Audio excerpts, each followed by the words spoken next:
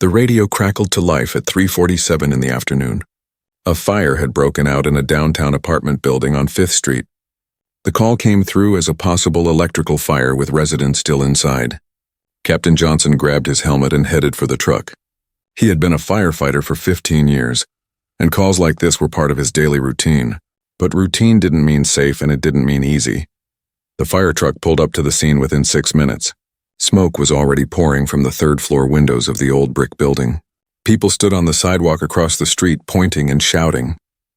Some were crying. Captain Johnson jumped down from the truck and immediately started giving orders to his crew. They needed to set up the water lines fast. They needed to get people out even faster. Davis, get that hydrant connected. Martinez, grabbed the hoses. We're going in through the main entrance, he called out. His team moved like a well-oiled machine. They had trained together for years. Everyone knew their job. Captain Johnson walked toward the building to assess the situation. He needed to figure out how bad the fire was and where it had started. That's when he heard a loud voice behind him. "Hey, who told you to park that truck there?" He turned around. A police officer was walking toward him with quick, angry steps. The officer was white, probably in his early 40s, with a red face that looked even redder with anger. His hand rested on his belt near his weapon. His badge read, "Officer Reeves, I'm Captain Johnson. We're setting up to fight the fire," he said calmly.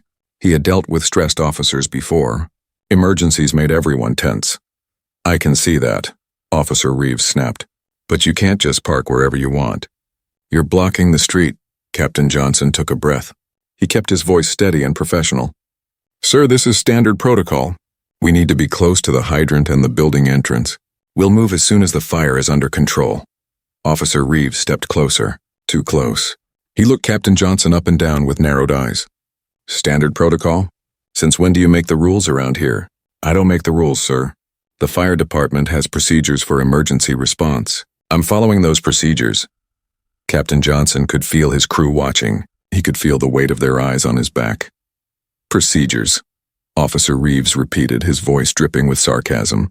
"You got some kind of certificate that says you know what you're doing?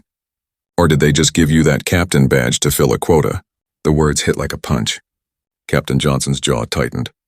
He had heard comments like this before in his career, but never at an active fire scene. Never in front of his crew in the public. He looked the officer in the eye.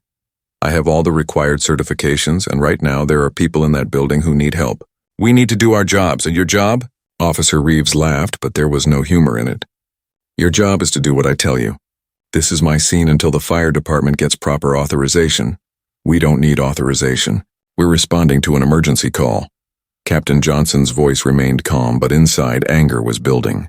Behind him, he could hear his crew members shifting uncomfortably. Martinez had stopped unrolling the hose. Davis was standing by the hydrant with his wrench in his hand, watching. Officer Reeves looked past Captain Johnson at the other firefighters. Most of them were white or Hispanic. He pointed at them. "Why don't one of them tell me what's going on? Maybe somebody who actually knows what they're talking about." That's when Captain Johnson understood. This wasn't about the truck's position. This wasn't about protocol or procedure. This was about the color of his skin. Officer Reeves didn't think a black man could be a real fire captain. He didn't think a black man could be in charge. "I'm the captain of this crew," he said, his voice harder now. "They report to me, and I'm telling you that we need to get into that building right now. People's lives are at risk. Don't you raise your voice at me," Officer Reeves shot back. He put his hand on his radio. "I can have you removed from this scene. I can file a complaint about your attitude. Maybe your bosses need to know that you can't follow simple instructions." Smoke continued to pour from the building windows. Captain Johnson could hear glass breaking from the heat. Every second they wasted was a second the fire grew stronger. Every second they stood arguing was a second someone inside might be breathing smoke, might be trapped, might be dying. His crew member, Firefighter Thompson, a white man who had worked with him for 8 years, stepped forward. "Captain Johnson is one of the best firefighters in the department. He's saved more lives than most of us combined. We need to let him do his job." Officer Reeves turned his glare on Thompson. "I don't remember asking for your opinion, son. Get back to your truck." Another firefighter, Rodriguez, spoke up. "He's right, officer. Captain Johnson has commendations from the mayor. He's trained all of us. He knows what he's doing. Is that so?" Officer Reeves crossed his arms. Well, I've got 20 years on the force, and I know when something doesn't look right. I know affirmative action when I see it. They're putting people in charge who aren't qualified, and it's going to get someone killed one day.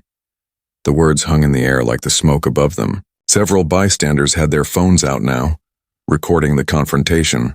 Captain Johnson could see the red lights that meant the cameras were rolling. He could see the faces of his crew, angry and embarrassed for him. He could see the residents of the building, still standing on the sidewalk, confused about why the firefighters weren't helping them yet. He made a decision. He would not let this man's hate stop him from doing his job. He would not let racism cost someone their life. My crew, let's move. Get that water flowing. We're going in. He started walking toward the building. I'm not done talking to you, Officer Reeves shouted. Captain Johnson didn't stop. You can talk to me later. Right now I've got a fire to put out. Officer Reeves grabbed his radio. This is Reeves. I need a supervisor at 5th Street. We've got a problem with the fire department. But Captain Johnson was already putting on his breathing mask. His crew fell in behind him, ready to follow him into danger. They always had. They always would, because they knew what Officer Reeves refused to see. The color of a man's skin had nothing to do with his courage, his training, or his heart. The fire didn't care who was black or white. The fire just burned. And Captain Johnson's job was to stop it no matter what stood in his way. Captain Johnson tried to focus on the building in front of him, but Officer Reeves wasn't finished. As the crew started connecting hoses to the hydrant, the officer stepped directly into their path. His face was red and his voice grew louder with each word. I said I'm not done with you, Officer Reeves yelled. You don't just walk away from a police officer. Who do you think you are? Captain Johnson stopped. He turned slowly. Every part of him wanted to ignore this man and rush into the burning building, but he knew that would only make things worse. He took a deep breath and faced the officer again. Officer, I apologize if I seem disrespectful, but we have an emergency situation. Can we please discuss this after we evacuate the building? No, we can't discuss it later, Officer Reeves said. He moved closer, invading Captain Johnson's personal space. I want to see your identification. I want to see your certifications. I want proof that you're actually qualified to be here. Captain Johnson's crew had stopped working completely now. Everyone was watching. The residents across the street were watching. People with their phones out were definitely watching. This moment was being recorded from multiple angles. My ID is in the truck. My certifications are on file at the fire station.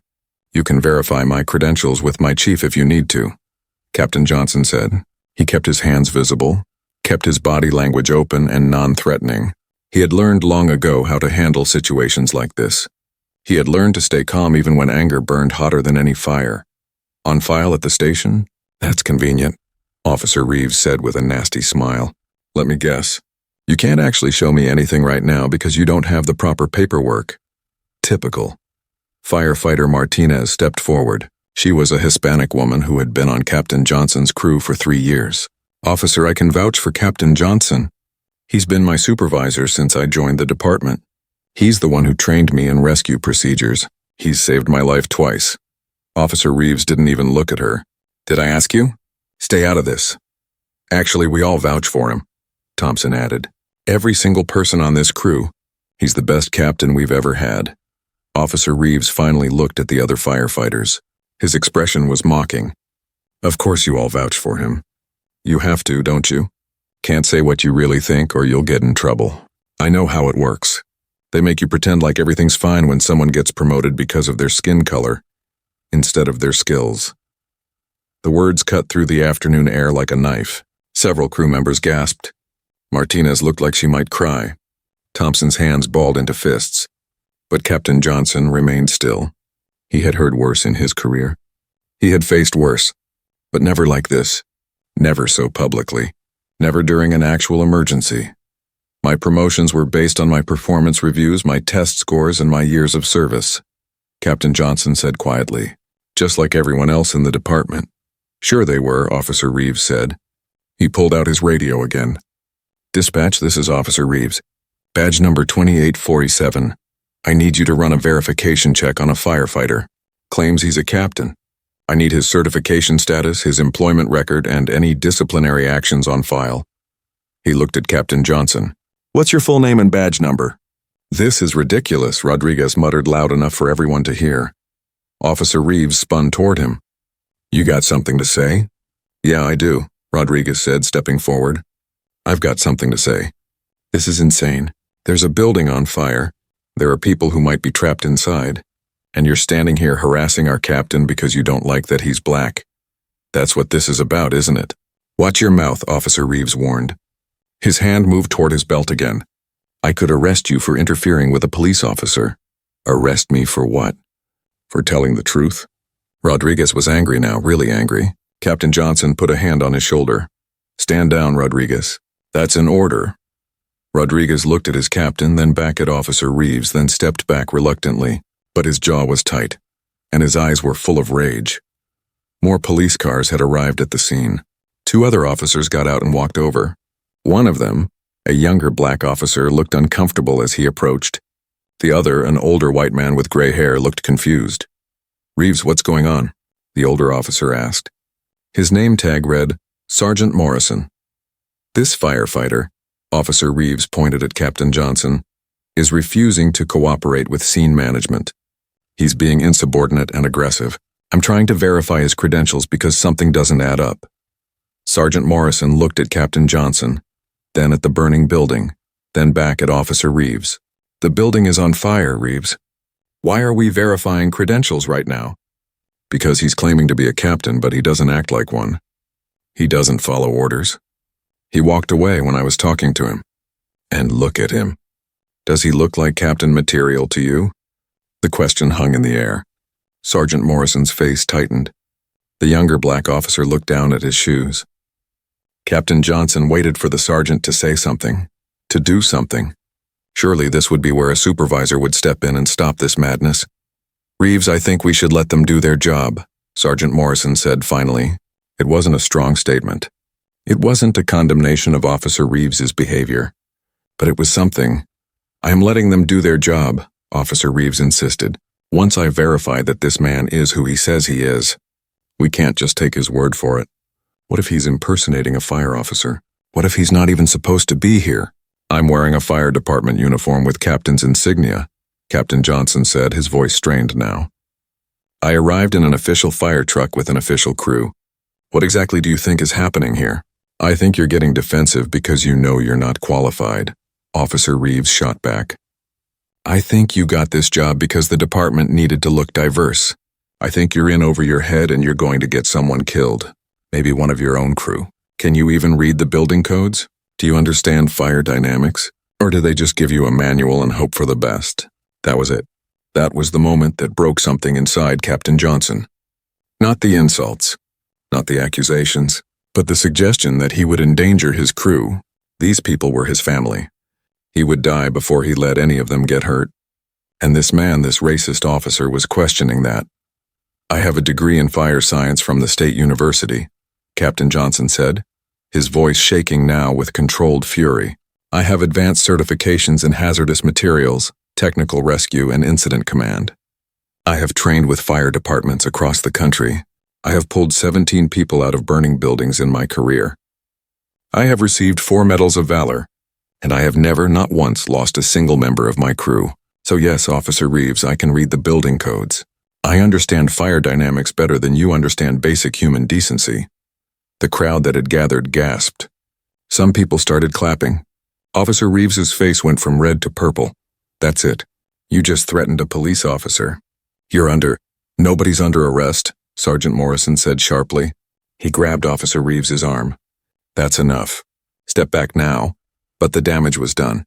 The humiliation was complete. Captain Johnson stood there in his uniform, in front of his crew, in front of the public, in front of cameras that had recorded everything. A decorated firefighter reduced to having to defend his qualifications and his humanity while a building burned behind him. Finally, a white SUV pulled up. The fire chief, Chief Patterson, climbed out. He was an older white man who had been with the department for 30 years. He took one look at the scene and understood immediately what was happening. "What the hell is going on here?" Chief Patterson demanded. "Why isn't my crew fighting that fire?" Officer Reeves opened his mouth to speak, but the chief held up his hand. "Save it. Captain Johnson, take your crew and do your job. I'll handle this. Captain Johnson didn't need to be told twice. He turned to his crew. Let's move now. As they rushed toward the building, he could hear Chief Patterson's raised voice behind him. He could hear him dressing down Officer Reeves. But none of that mattered now. What mattered was the fire. What mattered was saving lives. What mattered was proving once again that he was exactly who he said he was. A captain. A firefighter. A man who ran toward danger when everyone else ran away. Even when the danger wore a badge and carried hate in his heart. Captain Johnson pulled his breathing mask over his face and adjusted the oxygen tank on his back. The familiar weight of the equipment was comforting. This was what he knew. This was what he was good at. Not dealing with racist officers. Not defending his qualifications to people who would never believe him anyway. But this, fighting fires, saving lives. Martinez, you're with me, he called out. Thompson, Rodriguez, you take the second floor. Davis and Chen work the hose from outside. I want water on that third floor now. His crew jumped into action. The confrontation with Officer Reeves was pushed aside, at least for now. There was work to do, dangerous work. The kind of work that required total focus and perfect teamwork. One mistake could cost someone their life. Captain Johnson and Martinez pushed through the main entrance of the building. Smoke filled the hallway immediately. Even through his mask, he could feel the heat. The fire was worse than it looked from outside. Much worse. They moved quickly but carefully, checking each apartment on the first floor. Most were empty. The residents had gotten out when they smelled smoke. But they had to be sure. They had to check every room, every closet, every bathroom. People hid in strange places during fires. Fear made them do things that didn't make sense. First floor clear, he radioed to his team. Moving to second. The stairs were filled with thick black smoke. Visibility was almost zero. Captain Johnson kept one hand on the wall and one hand on his flashlight. Martinez was right behind him, her hand on his shoulder so they wouldn't get separated. They had done this drill 100 times in training. They could do it in their sleep, but training was different from the real thing. Training didn't have the same heat. Training didn't have the same fear. Training didn't have the same stakes. In training, nobody actually died if you made a mistake. They reached the second floor. Thompson and Rodriguez were already there, moving through the apartments. Captain Johnson could hear them calling out, "Fire department! Is anyone here? Fire department!" An elderly woman appeared from one of the apartments, coughing and disoriented. Rodriguez grabbed her and started helping her toward the stairs. "I've got her," he called out. "Keep going." Captain Johnson and Martinez continued down the hallway. 2 more apartments were empty. Then they heard it. A sound that made Captain Johnson's blood run cold. A child crying. They burst through the apartment door. The smoke was thicker here, darker. The fire was close. Martinez swept left while Captain Johnson swept right. There, in the corner of a bedroom. A little girl, maybe 6 years old, hiding under a bed. "I've got you, sweetie," Captain Johnson said, his voice calm and gentle despite the urgency. "We're going to get you out of here, okay? I need you to hold on to me really tight." "Can you do that?" The girl nodded, tears streaming down her face. She wrapped her small arms around his neck and he lifted her easily. She weighed almost nothing. He covered her face with his jacket to protect her from the smoke. "Let's go," he said to Martinez. They moved back through the apartment, through the hallway, down the stairs. The heat was increasing. They could hear the fire roaring somewhere above them. The building was groaning, creaking. Not a good sign. Structure integrity was compromised. They made it outside. Paramedics rushed forward and took the little girl. Captain Johnson watched as they put an oxygen mask on her small face. She was coughing but breathing. She would be okay. "Good save, Cap," Martinez said, patting his shoulder. But there was no time to celebrate. Thompson's voice came through the radio, urgent and stressed. "Captain, we've got a problem. The fire started on the 3rd floor, but it's spread into the walls. It's moving down through the building infrastructure. And there's something wrong with the support beams in the east corner. They're showing heat damage." Captain Johnson's mind raced. A fire moving through walls was dangerous. It could pop up anywhere, and damaged support beams meant potential collapse. They needed to get everyone out. "Now, all units, this is Captain Johnson. Evacuate the building. I repeat, evacuate the building. We're switching to defensive operations." Defensive operations meant they would fight the fire from outside instead of inside.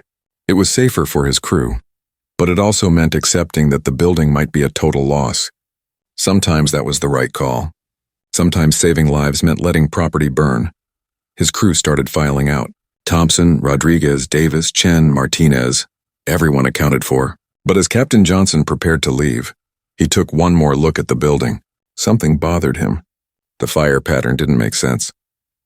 He walked around to the side of the building, studying the smoke and flames. His 15 years of experience told him something the textbooks never could. This fire had started in a specific location, probably from faulty electrical wiring. But the way it was spreading suggested there might be other problems. Gas lines. Structural damage beyond what Thompson had reported. "Captain, you need to get back from the building," Chief Patterson called out. He had finished dealing with Officer Reeves and was now focused on the fire. "The rear section looks unstable." Captain Johnson nodded and started to move back. But as he did, his mind wasn't fully on the fire anymore. Part of him was still replaying the confrontation with Officer Reeves. The words kept echoing in his head. Affirmative action. Not qualified. Getting someone killed. He had faced racism before. Growing up as a black kid in a mostly white neighborhood, he had learned early that some people would always see his skin color before they saw him. In high school, teachers had been surprised when he got good grades. In college, classmates had assumed he was there on a sports scholarship, not an academic one. When he first joined the fire department, some of the older firefighters had made it clear they didn't think he belonged, but he had proved them wrong. Every single time, he had proved them wrong. He had worked harder, studied longer, and trained more intensely than anyone else. He had earned his position. He had earned respect. Or so he thought. Today had shown him that no matter how hard he worked, no matter how many lives he saved, no matter how many medals and commendations he received, there would always be people like Officer Reeves. People who looked at him and saw only his race. People who assumed he was less than. People who believed he didn't deserve what he had achieved. It hurt. It hurt more than he wanted to admit. It hurt more than the burns he had suffered in fires. It hurt more than broken bones and torn muscles. Because those injuries healed, but this wounded something deeper, something that didn't heal easily. "Captain, you okay?" Martinez was beside him, concern in her eyes. He realized he had been standing still, staring at nothing. He shook his head to clear it. "Yeah, I'm fine. Just thinking about the fire pattern. The fire pattern, right." Martinez didn't sound convinced, but she didn't push. For what it's worth, what Reeves said back there? It was garbage. Complete garbage. We all know it. The chief knows it. Even the other cops knew it. "Thanks, Martinez. I'm serious, Cap. You're the best firefighter I've ever worked with. You've taught me everything I know. When I was trapped in that warehouse fire last year, you came back for me. You risked your life for me. That's the kind of captain you are. That's the kind of man you are." Captain Johnson felt emotion rising in his throat. He swallowed it down. "We look out for each other. That's the job." "No," Martinez said firmly. "That's beyond the job. That's character. And you've got more character in your little finger than Reeves has in his whole body." Other crew members had gathered around now. Thompson, Rodriguez, Davis, Chen, even Chief Patterson walked over. "I'm sorry that happened," the chief said. "I've filed a formal complaint against Officer Reeves. His behavior was unacceptable. It was racist, it was unprofessional, and it endangered public safety. I'm going to make sure there are consequences." Captain Johnson nodded. He appreciated the support. He really did. But he also knew how these things went. There would be an investigation. Officer Reeves would probably get a slap on the wrist. Maybe some diversity training. Maybe a written warning in his file. But nothing would really change. It never did. "I appreciate that, Chief," he said. "Right now, let's just focus on putting out this fire." "Already under control," the chief said. "Your positioning was perfect. Your initial assessment was spot on. The electrical fire started in Unit 3B, just like you suspected. And you were right about the structural damage. Building inspector is here now. He says the east corner of the building is dangerous. Good call evacuating when you did." Captain Johnson looked back at the building. Water was arcing through the air, hitting the flames. The fire was starting to die down. They had done it. They had saved the building, saved the residents, and no one on his crew was hurt. That was a win. That was what mattered. But as he stood there, watching his team work, watching the water fight the fire, he couldn't shake the feeling that something had changed today. Something inside him had shifted. He had always believed that doing good work, being excellent at his job, would be enough. He had believed that competence and courage would speak for themselves. Today had taught him otherwise. Today had taught him that excellence wasn't always enough. Not when prejudice stood in the way. Not when racism wore a badge and called itself authority. The sun was starting to set. The fire was almost out. The residents were safe. The little girl he had rescued was being checked by paramedics, her mother holding her tight and crying with relief. That's what he needed to focus on. The lives saved. The difference made. The job done well. Officer Reeves was still at the scene, standing far from the fire crew, talking on his radio. He hadn't apologized. He hadn't acknowledged what he had done. He just stood there, probably telling his side of the story to whoever would listen, probably making himself the victim somehow. Captain Johnson turned away. He wouldn't give that man any more of his energy. He wouldn't let hatred and ignorance take up space in his mind. He had more important things to think about, like making sure his crew was safe, like checking that all the equipment was properly stored, like writing his incident report. Tomorrow he would have to deal with the aftermath. Tomorrow there would be questions and statements and meetings. Tomorrow the videos that people had recorded would probably be all over social media. Tomorrow he would have to relive this humiliation over and over again. But tonight he had done his job. He had saved lives. He had led his team with courage and skill. And that ultimately was what mattered. Even if some people would never see it, the fire was nearly under control. Captain Johnson and his crew had been working for almost 2 hours. The sun was getting lower in the sky, casting long shadows across the street. Most of the residents had been relocated to a community center down the block. The little girl he had rescued was at the hospital with her mother, doing fine according to the last update. Captain Johnson was coordinating with the building inspector, discussing which parts of the structure were still safe. The inspector, a middle-aged white man named Henderson, was explaining his concerns about the east side of the building. "These support beams here," Henderson said, pointing at his tablet that showed a diagram of the building. "They've taken significant heat damage. The metal has warped. I'm particularly worried about the rear entrance area. That section of floor could give way without much warning." "We'll keep everyone clear of that area," Captain Johnson said. He was tired. Bone-tired. The kind of tired that came from physical exertion combined with emotional exhaustion. His body hurt from the work. His heart hurt from the earlier confrontation. He just wanted this day to be over. "Captain Johnson," Martinez called out. "We're packing up the equipment. You need anything else?" "No, we're good. Make sure everything is secured properly. I'll be there in a minute." He turned back to Henderson to finish their conversation. That's when he heard it, a sound like thunder but wrong. A deep groaning crack that seemed to come from the earth itself. But it wasn't thunder. It wasn't the earth. It was the building. Captain Johnson's head snapped up. Years of training and instinct kicked in immediately. He knew that sound. He had heard it before. It was the sound of a structure failing, of support giving way, of disaster about to happen. "Everyone back," he shouted. "Get away from the building." Now, his crew didn't question. They grabbed their equipment and ran. The police officers who were still on scene started moving back too. But one of them didn't move fast enough. Officer Reeves.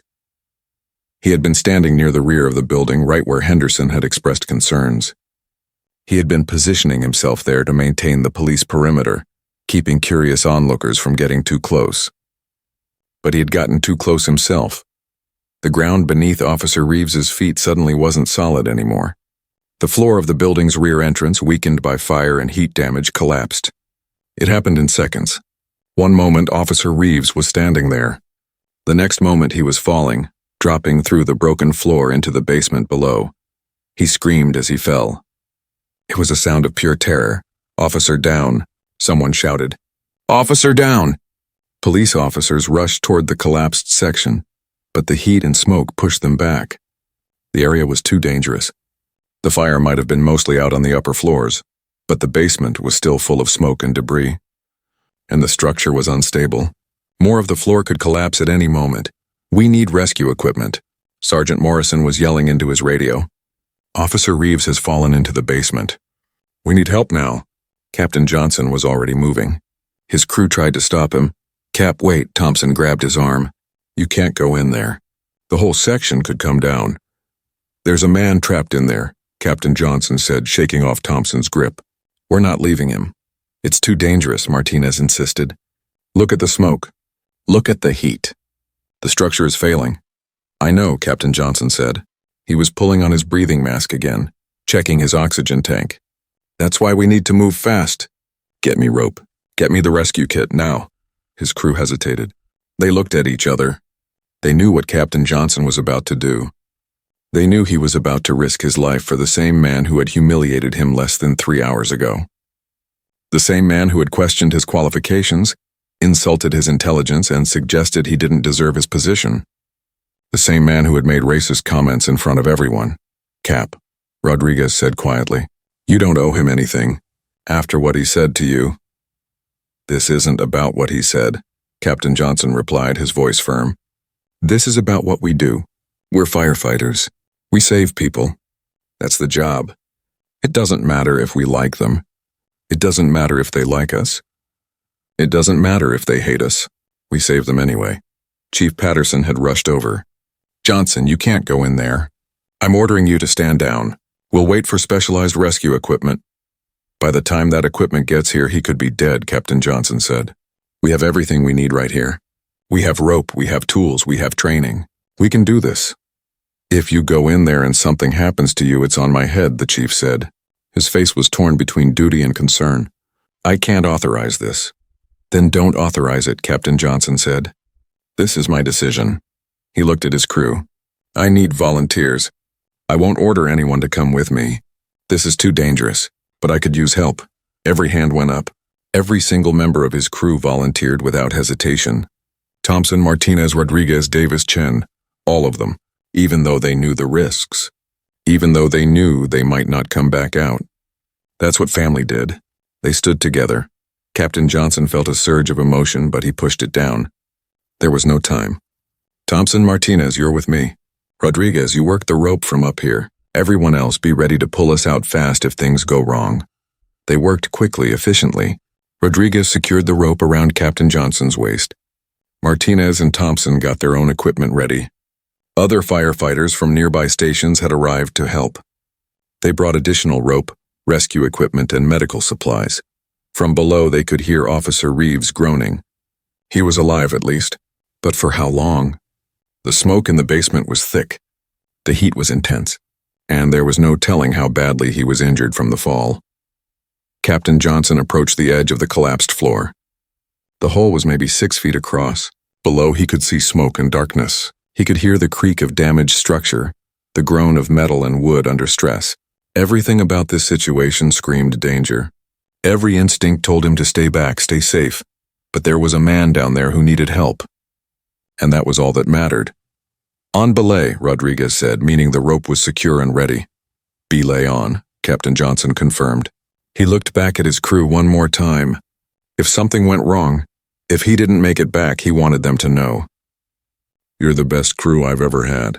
It's been an honor working with you. Don't talk like that, Martinez said, her voice thick with emotion. You're coming back. We're all coming back. Ready when you are, Cap, Thompson said, gripping his rope tight.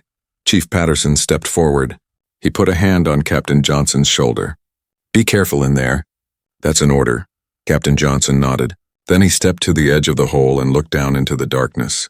This was it. This was the moment. The moment where he could choose to turn away, to let someone else handle it, to stay safe. After everything Officer Reeves had said and done, no one would blame him. Everyone would understand, but that wasn't who he was. That wasn't what he stood for. He had taken an oath when he became a firefighter. An oath to protect and serve, to save lives. All lives. Even the lives of people who hated him. Some of the police officers had gathered nearby. They were watching in silence. Among them was the young black officer who had been there earlier. His name tag read Williams. He caught Captain Johnson's eye and gave him a small nod. A nod of respect. A nod of understanding. A nod that said he saw what Captain Johnson was doing and knew what it meant. Let's do this, Captain Johnson said. He stepped into the hole and began his descent into the smoke-filled basement. Rodriguez fed the rope slowly, keeping tension but giving him room to move. The heat hit him immediately, even through his protective gear. The smoke was thicker than he expected. Visibility was almost zero. "Reeves," he called out. "Officer Reeves, can you hear me?" A groan came from somewhere to his left. Captain Johnson turned his flashlight in that direction. There, about 15 feet away, Officer Reeves was lying on his back, partially covered by debris. A large wooden beam lay across his left leg, pinning him down. Blood streaked his face. His uniform was torn. Captain Johnson moved carefully across the basement floor. Every step could be his last if the floor above gave way. He could hear it groaning, could feel the building shaking. Time was running out. For both of them. He reached Officer Reeves and knelt beside him. The officer's eyes were open, but they were unfocused. Shock, pain, fear, all of it written clearly on his face. "Officer Reeves, can you hear me? I'm Captain Johnson. I'm going to get you out of here." Officer Reeves's eyes focused slightly. Recognition flickered across his face. Then something else. Shame, maybe. Or disbelief. He tried to speak but coughed instead. "Don't talk," Captain Johnson said. "Save your strength. I need to check your injuries before we move you." He did a quick assessment. The leg was definitely broken, maybe in multiple places. There could be internal injuries from the fall, but they couldn't worry about that now. They needed to get out before the building came down on both of them. "Thompson, I need the spreaders," Captain Johnson radioed up. "There's a beam pinning his leg." "Coming down," Thompson replied. While they waited, Captain Johnson looked at Officer Reeves. The man's eyes were on him, wide and scared. This was the same man who had called him unqualified. The same man who had suggested he was an affirmative action hire. The same man who had questioned whether he could even read, and here they were. In a basement full of smoke and danger, with Officer Reeves's life literally in Captain Johnson's hands. "Why?" Officer Reeves whispered, his voice barely audible. "Why are you helping me?" Captain Johnson adjusted his breathing mask and looked the officer in the eye. "Because that's what firefighters do," he said simply. "We save people. All people." Above them, the building groaned again, louder this time. More urgent. They were running out of time. Thompson descended into the basement with the hydraulic spreaders. The tool was heavy and awkward, but it was exactly what they needed. The spreaders could generate enough force to lift the beam off Officer Reeves's leg without causing more damage. "Where do you need it, Cap?" Thompson asked, moving carefully across the unstable floor. "Right here."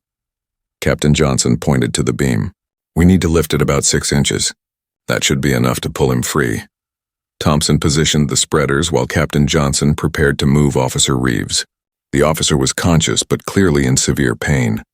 His face was pale, covered in sweat despite the heat. His breathing was rapid and shallow, all signs of shock. "Officer Reeves, listen to me," Captain Johnson said, keeping his voice calm and steady. "When we lift this beam, it's going to hurt. I need you to stay as still as possible. Don't try to help. Let us do the work. Understand?" Officer Reeves nodded weakly. His eyes stayed on Captain Johnson's face. There was something in that gaze now. Not the hatred from before. Not the contempt, something different. Something that might have been understanding. Or maybe just fear. "Ready?" Thompson asked, his hands on the spreader controls. "Ready," Captain Johnson confirmed. He positioned himself to pull Officer Reeves free the moment the beam lifted. On 3. 1, 2, 3. Thompson activated the spreaders. The hydraulic system whined as it pushed against the beam. Slowly, inch by inch, the heavy wood lifted. Officer Reeves groaned in pain but didn't move. Captain Johnson grabbed him under the arms and pulled him backwards, away from the beam and the debris. "Got him," Captain Johnson said. "Lower it down easy, Thompson." The beam settled back to the floor with a heavy thud. They had done it. Step 1 complete. But they were far from safe. The smoke in the basement was getting worse. The heat was increasing. And above them, the building continued its ominous groaning. Captain Johnson did a quick check of Officer Reeves's leg. It was definitely broken, possibly in several places. The bone might be fractured. There could be nerve damage. But the bleeding wasn't too bad, which was good news. He quickly made a temporary splint using pieces of wood and some rope.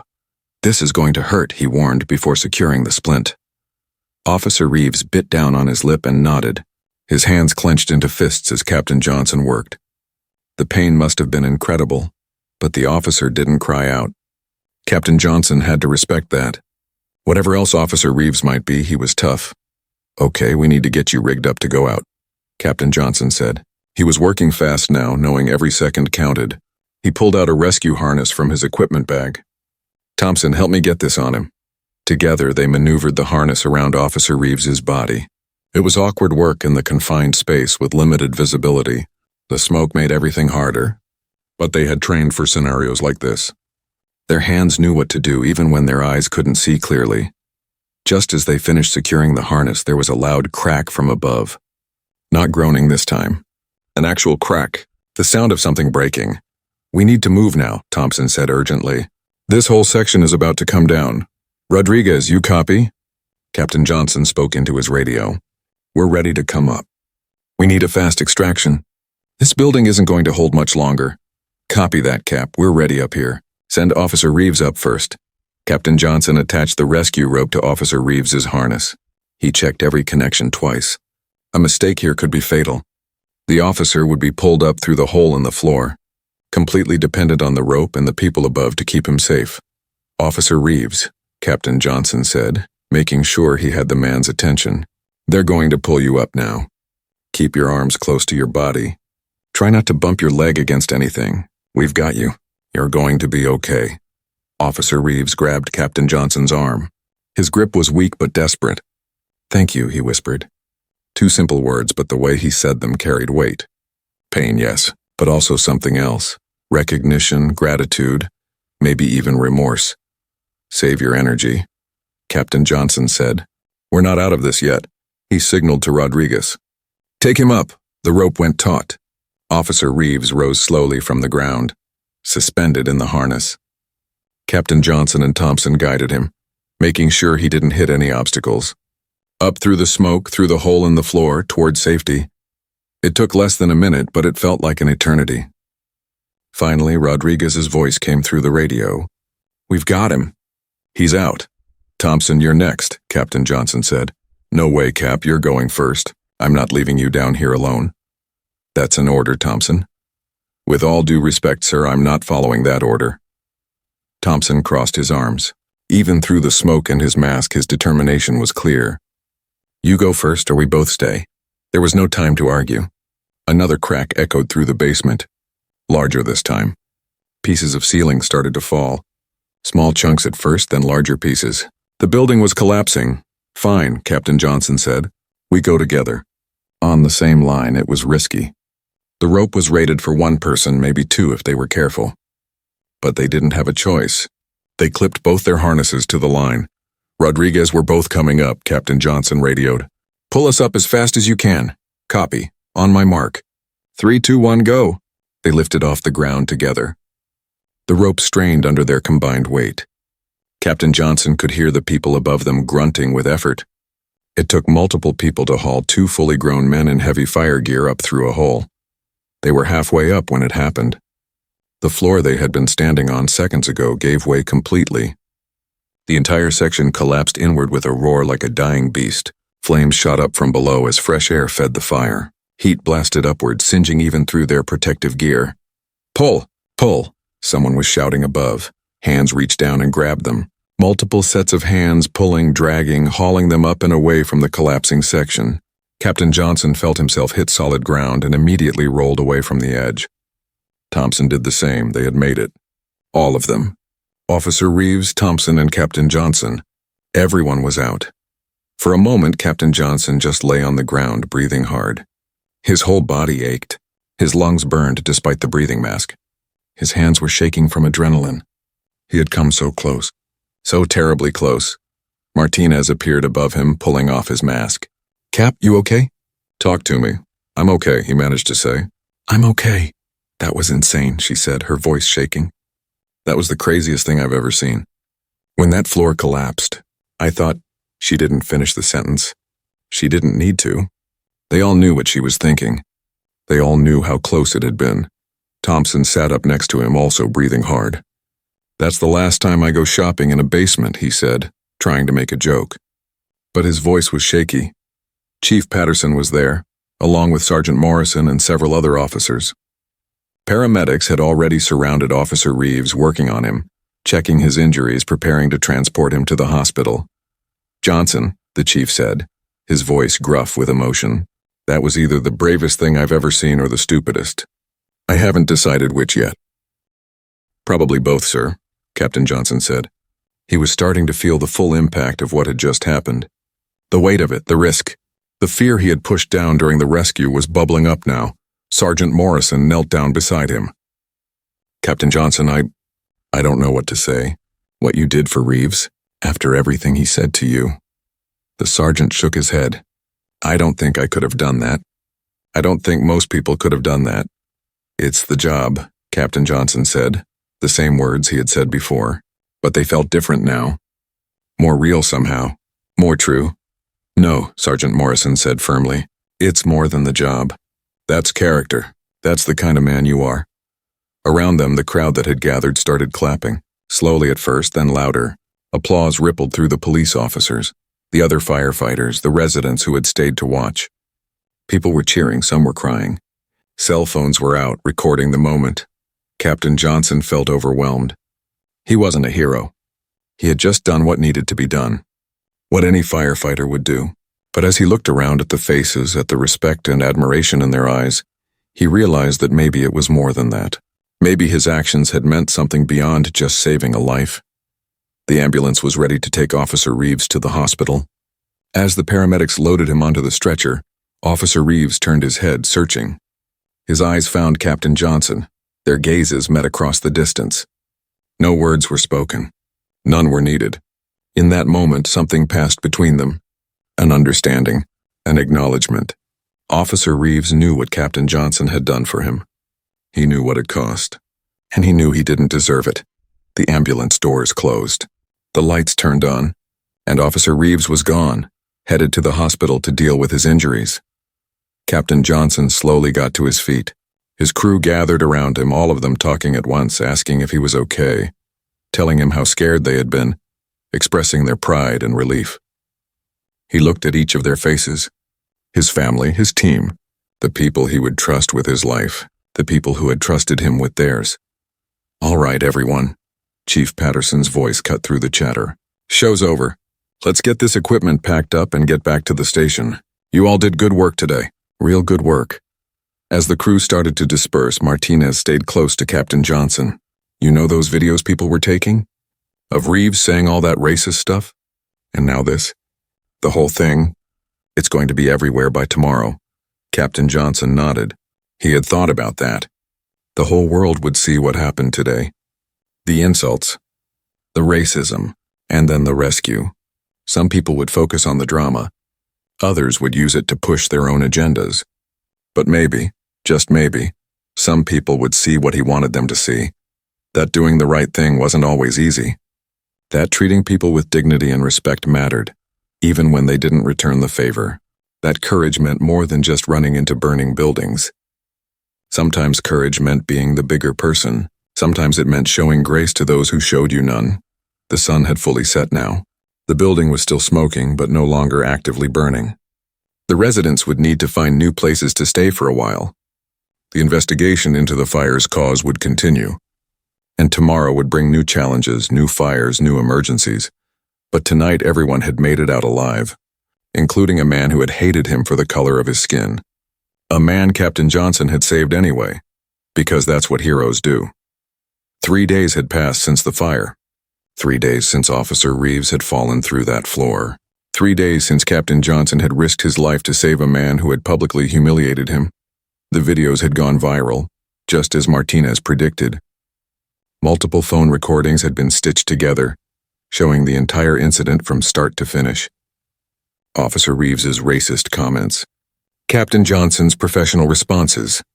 The fire, the collapse, the rescue, everything. Millions of people had watched it. Thousands had commented.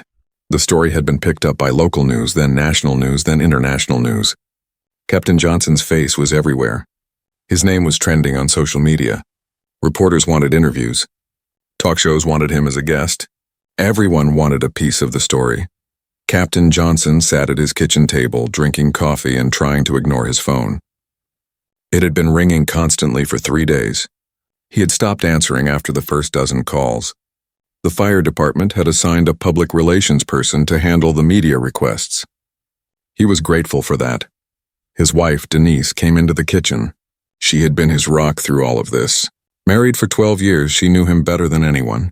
She could see past the public hero to the man who was struggling with complex emotions. "How are you feeling?" she asked, sitting down across from him. "Tired," he said. "Overwhelmed." "I don't know. It's complicated. Have you thought about what you're going to do? About the interview requests?" He shook his head. "I don't want to do interviews. I don't want to be a celebrity. I just want to go back to work and do my job." "I know," Denise said gently. "But maybe this is bigger than what you want. Maybe people need to see this, need to hear from you. Why? So they can make me some kind of symbol? So they can turn this into a feel-good story and then forget about it next week when something else happens?" Denise reached across and took his hand. "Maybe. Or maybe some people will actually learn something. Maybe some kid who looks like you will see this and believe he can be anything he wants to be. Maybe some person who looks like Reeves will see this and question their own prejudices." Captain Johnson wanted to believe that. He really did. But he had seen this pattern before. Viral videos came and went. People had short attention spans. Real change was hard and slow and often painful. One rescue, no matter how dramatic, wasn't going to fix centuries of racism. His phone buzzed again. Another message. He glanced at it.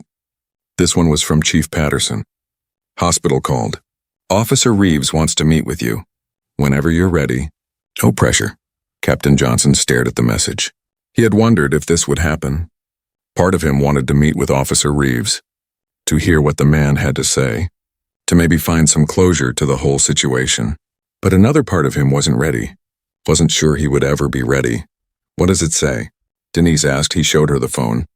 She read the message and looked at him thoughtfully. "Do you want to see him?" "I don't know. Should I? That's not for me to decide. This is about what you need, not what anyone else thinks you should do." Captain Johnson stood up and walked to the window. Outside, his neighborhood was quiet and peaceful. Kids were playing in yards. People were walking dogs. Normal life continuing as it always did. It was strange to think that while the world had been watching videos of him, life had just kept going for everyone else. "I think I need to go," he said finally. "Not for him, for me. I need to hear what he has to say. I need to look him in the eye and, I don't know, maybe find some kind of peace with this." "Okay," Denise said. "I'll come with you if you want." "No, this is something I need to do alone." 2 hours later, Captain Johnson walked into the hospital. He had been to this hospital many times before, visiting injured colleagues or checking on people his crew had rescued. But today felt different. Today he was here to see the man who had called him unqualified, who had questioned his intelligence, who had treated him as less than human. Officer Reeves was on the 4th floor in a private room. His leg was in a cast, suspended in traction. He had bandages on his head and arms. He looked smaller somehow lying in that hospital bed. Less intimidating, more human. A nurse walked Captain Johnson to the room. "He's been asking about you every day," she said. "I think he really wants to talk to you." Captain Johnson nodded. He took a deep breath and knocked on the doorframe. "Come in," Officer Reeves's voice called out. It was weaker than before, but still recognizable. Captain Johnson stepped into the room. Officer Reeves turned his head and their eyes met. For a long moment, neither man spoke. The only sound was the quiet beeping of hospital monitors. "Captain Johnson," Officer Reeves said finally. "Thank you for coming. I wasn't sure you would." "I wasn't sure I would either," Captain Johnson admitted. He stayed near the door, not quite ready to come closer. "Please, sit down." Officer Reeves gestured to a chair near the bed. "I know you probably don't want to be here. I know I don't deserve your time. But please, just for a few minutes." Captain Johnson considered leaving. He could walk out right now. No one would blame him. But something made him stay. Maybe curiosity, maybe a need for closure, maybe something else he couldn't quite name. He moved to the chair and sat down, but kept some distance between them. Officer Reeves looked at him and tears started forming in his eyes. "I'm sorry," he said, his voice breaking. "I'm so sorry for what I said to you. For how I treated you. There's no excuse for it, none." Captain Johnson sat silently waiting. He had learned long ago that apologies were easy. What mattered was what came after the words. "I've had a lot of time to think lying here," Officer Reeves continued. "The doctors say I'll be in this bed for weeks. My leg is broken in 3 places. They had to do surgery. I might never walk quite right again. And all I can think about is, you saved me.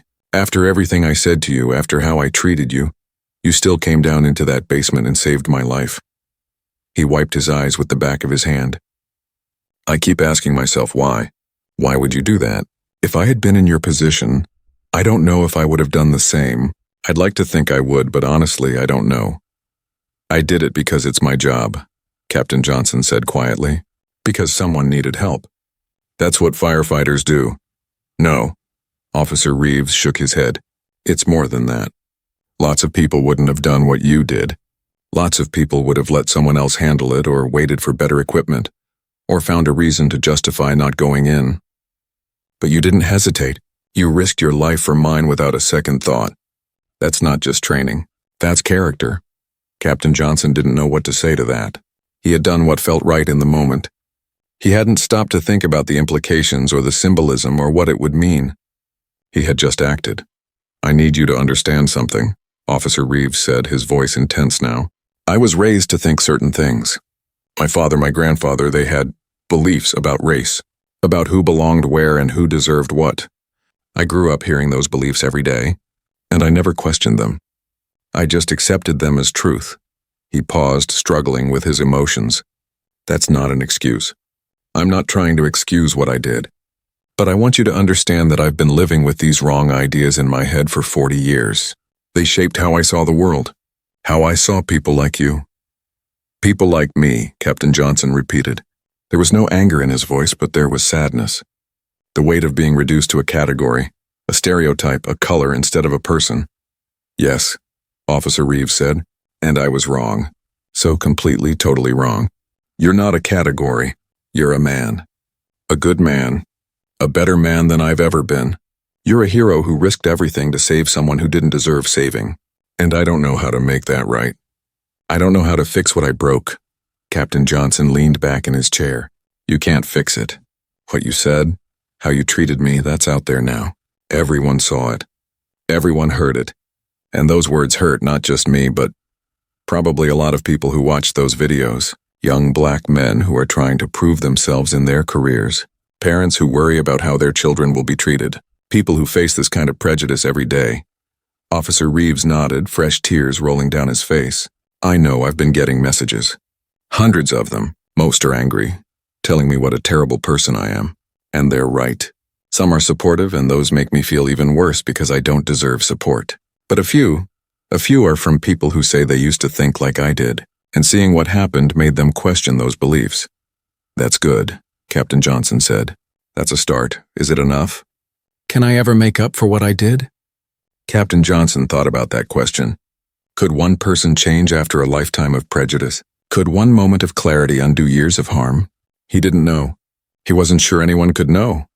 "I don't have an answer for you," he said honestly. "I can accept your apology. I can forgive you for what you said to me personally, but that's just between us. What about the next time you interact with a black person? What about the next time you see someone who doesn't look like you in a position of authority? Are you going to question them the way you questioned me? Or will you have actually changed?" "I want to change," Officer Reeves said desperately. "I need to change. This has shown me how wrong I've been, how much damage my beliefs have caused." "Wanting to change isn't enough," Captain Johnson said firmly but not unkindly. "Change requires action. It requires work. It requires facing uncomfortable truths about yourself and about the world. It requires admitting when you're wrong, not just to me but to everyone. It requires using whatever influence you have to make things better, not worse." Officer Reeves nodded slowly. "You're right. You're absolutely right. I've already told my sergeant that I want to participate in whatever training the department offers about bias and prejudice. I want to speak to other officers about what happened. I want to use my story to help people understand how wrong these attitudes are." "That's good," Captain Johnson said. "That's real action. But you need to understand, some people will never forgive you. Some people will always see you as that racist cop from the video. You'll have to live with that. I know. I deserve that." They sat in silence for a moment. Outside the window, Captain Johnson could see the city continuing its daily rhythm. Cars driving by. People walking. Life moving forward. It always did. No matter what happened to individuals. "Can I ask you something?" Officer Reeves said. "Sure." "When you were down in that basement, when you were risking your life to save me, what were you thinking? Were you angry? Did you want to leave me there? Captain Johnson considered the question carefully. Honestly, I wasn't thinking much about you at all. I was thinking about the job. About getting in, getting you out, and getting both of us to safety. I was thinking about my training. About the risks, about what needed to be done. Your words from earlier, they hurt. They still hurt. But in that moment, they weren't important. What was important was saving a life. I don't understand how you can separate those things, Officer Reeves said. How you can put aside your feelings like that. I can't always, Captain Johnson admitted. Later that night, after everything was over, I went home and I cried. I told my wife how much your words had hurt. How tired I am of having to prove myself over and over again. How exhausting it is to be excellent at my job and still have people question whether I deserve to be there. All those feelings came out. But in the moment, I couldn't let them control me. Because that's what professionalism means. That's what duty means. Officer Reeves shook his head in wonder. You're a better man than I am. I'm just a man trying to do right, Captain Johnson said. Same as anyone should be. Another moment of silence passed between them. This one felt different, though. Less tense. More honest. Two human beings trying to understand each other across a divide that had seemed impossible to cross just days before. The police department is investigating me, Officer Reeves said. I'll probably face disciplinary action. Maybe lose my job. My wife is furious with me. Not just for what I said, but for putting myself in danger by standing where I shouldn't have been. My kids have seen the videos. They're confused and ashamed. My whole life is falling apart. I'm sorry for that, Captain Johnson said, and he meant it. He didn't take pleasure in anyone's suffering, even someone who had wronged him. Don't be sorry. This is what I deserve. What I need. Sometimes things have to fall apart before they can be rebuilt the right way. Maybe this is my chance to rebuild myself into someone better. Someone my kids can be proud of. Then I hope you take that chance, Captain Johnson said. He stood up. I should go. I've got a shift tomorrow. Wait, Officer Reeves said. Before you go, I need to say one more thing. Thank you. Not just for saving my life, though I'll be grateful for that until the day I die. But thank you for showing me what real character looks like.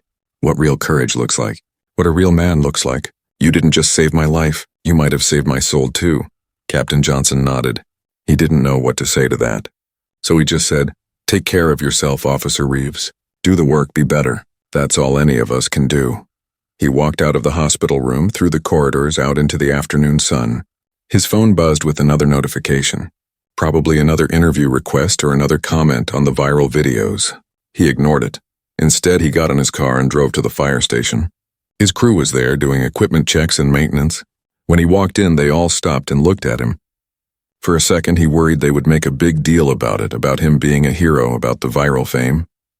But they didn't. Martinez just smiled and tossed him a rag. About time you showed up. This truck isn't going to clean itself. Thompson laughed. Yeah, Cap. Just because you're internet famous doesn't mean you get out of regular duties. Rodriguez grinned. We saved you the worst job. The bathroom needs cleaning. Captain Johnson felt something release in his chest. Relief. Gratitude. This was what he needed. Not fame or attention or apologies. Just this, his crew, his family, treating him like they always had, like he was one of them. Like nothing had changed. Because really nothing had changed. He was still the same person he was before the fire. He still had the same job, the same values, the same commitment to service. The world might see him differently now. Some people might call him a hero. Others might still question his qualifications because of his race. But none of that changed who he was. He grabbed the cleaning supplies and headed toward the bathroom. As he worked, scrubbing and cleaning, he thought about everything that had happened. The racism he had faced, the choice he had made to save a life anyway, the conversation with Officer Reeves, the viral videos, all of it, and he realized something important. He hadn't saved Officer Reeves to be a hero. He hadn't done it to make a statement or to prove a point. He had done it because it was right. Because when you stripped away all the complexity, all the history, all the pain and prejudice, you were left with a simple truth. Every life has value. Every person deserves dignity. And when someone needs help, you help them. Not because they deserve it. Not because they've earned it. But because it's the right thing to do. That was the lesson he hoped people would take from this story. Not that he was special or heroic, but that choosing to do right even when it's hard, even when it costs you something, even when the other person doesn't deserve it. That's what really matters. The alarm suddenly went off, echoing through the station. Another call. Another emergency. Another chance to serve. Captain Johnson dropped his cleaning supplies and ran for the truck. His crew was right behind him, moving with practiced efficiency. As they pulled out of the station, sirens wailing, he felt centered again. Grounded. This was who he was. Not a viral video. Not a symbol. Not a headline, just a firefighter. Doing his job. Saving lives. Making a difference, one emergency at a time.